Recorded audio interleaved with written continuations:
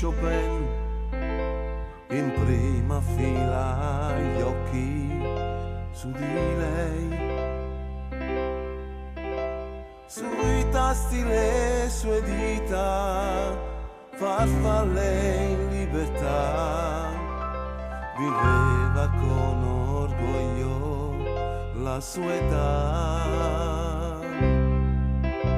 Seduto al pianoforte in quella stanza,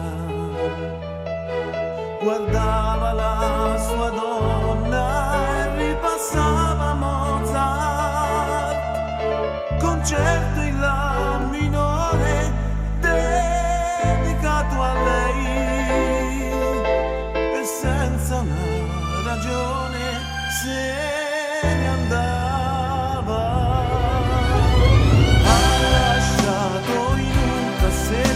Tra gli spartiti il suo concerto antico e un po' ingiallito dal tempo che un giorno creò in silenzio per lei.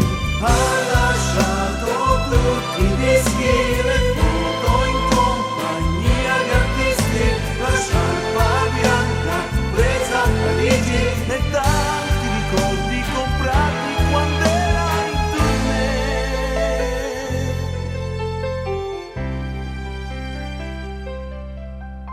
ritagli di giornali, adesso sfoglia lei, piangendo un po' davanti al suo caffè.